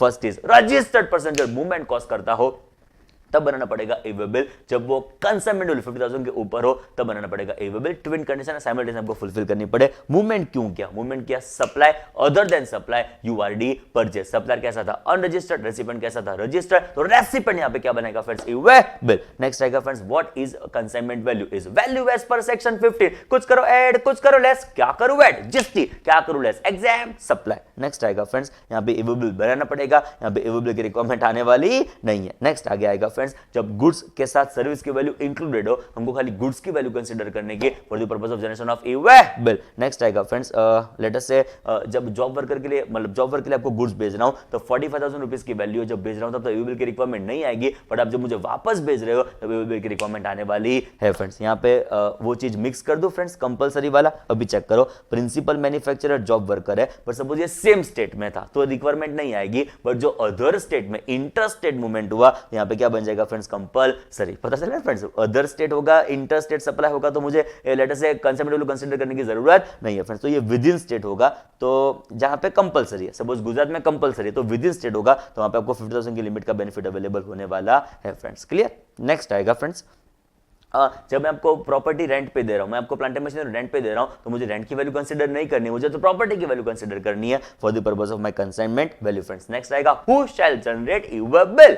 ईवे बिल को दो पार्ट्स में डिवाइड किया, part A part B. Part A friends है लेट अस से जो मूवमेंट कॉस्ट करता होगा वो फाइल करेगा, पार्ट बी कौन करेगा, जो ट्रांसपोर्टेशन करता होगा वो। मैं खुद से ट्रांसपोर्टेशन करूंगा तो मैं ही फाइल करूंगा, पर ट्रांसपोर्टर कर रहा हूं तो ट्रांसपोर्टर फाइल करना है, वो पार्ट बी फाइल करने वाला है फ्रेंड्स। ओके, तो रजिस्टर्ड पर्सन मूवमेंट कॉस्ट करता हो वो पार्ट ए फाइल करेगा before commencement of movement of goods. चलो हमारे दो chart, registered person movement cause कर रहा है, खुद से कर रहा है, ट्रांसपोर्टर के थ्रू कर रहा है। फ्रेंड्स आप होना यहाँ पे ध्यान दो, रजिस्टर्ड पर्सन मूवमेंट कॉस्ट कर रहा है, खुद से कर रहा है, ट्रांसपोर्टर के थ्रू कर रहा है, खुद से कर रहा है। कंसाइनमेंट वैल्यू 50,000 तक हो, ईवे बिल की रिक्वायरमेंट नहीं आएगी, 50,000 के ऊपर गए ईवे बिल की रिक्वायरमेंट आएगी। पार्ट ए पार्ट बी दोनों को वो खुद से फर्निश करेगा, ट्रांसपोर्टर के थ्रू कर रहा है, अप टू 50,000 कंसाइनमेंट वैल्यू हो, ईवे बिल की रिक्वायरमेंट नहीं आएगी विद एप्लीकेबल नोट। एक मिनट में एक्सप्लेन करूं, एंड एक्सीडिंग 50,000 होगा, इन this situation part A registered person करेगा, पार्ट बी कौन करेगा, ट्रांसपोर्टर।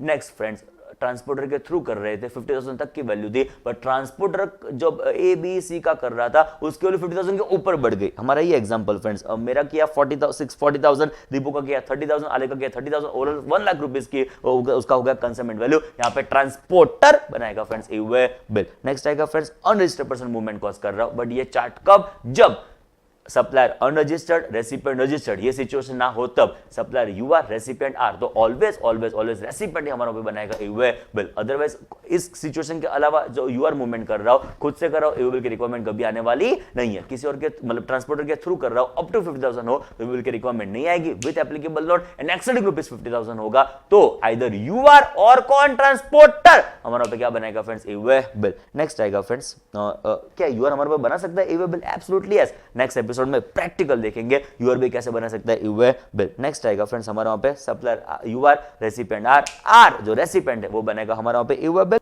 नेक्स्ट आएगा फ्रेंड्स क्या ट्रांसपोर्टर बना सकता है ईवे बिल? यस, जब सप्लायर रेसिपिएंट नहीं बनाया होगा एंड कंसाइनमेंट 50,000 के ऊपर जाती होगी तो ट्रांसपोर्टर यहाँ पे बनाने वाला है फ्रेंड्स ईवे बिल। नेक्स्ट आएगा फ्रेंड्स मुझे कंपलसरी नहीं है ईवे बिल बनाने का, मैं वो ट्विन कंडीशन में फॉल नहीं होता हूं तो भी मैं चाहूं तो बना सकता हूं। Absolutely yes, you have option to generate e way bill in this situation friends, and दो केस में कंपलसरी मुझे बनाना पड़ेगा e way bill irrespective of my consignment value. First case ये है फ्रेंड्स, इंटरस्टेट मूवमेंट होना चाहिए by principal manufacturer to job worker for the purpose of processing your goods, for the purpose of job मतलब for the purpose of job work. Interstate movement होगा principal manufacturer job worker के बीच में होगा, e-way bill की requirement आएगी compulsory irrespective of your consignment value. Point number next is friends let us से ऐसे लोगों ने मूवमेंट किया है जो एग्जम्प्टेड है फ्रॉम ऑब्टेनिंग रजिस्ट्रेशन। मूवमेंट का नेचर इंटरस्टेट है, गुड्स का नेचर हैंडीक्राफ्ट है, तो कंपलसरी बनाना पड़ेगा e way bill irrespective of your consignment value friends. दो लोग एग्जम्प्ट है from obtaining registration, CTP of handicraft goods and interstate supply inter supply of handicraft goods up to this specified limit friends, जो exemption के लिए मतलब जो है limit for the purpose of registration friends. बोलो क्लियर?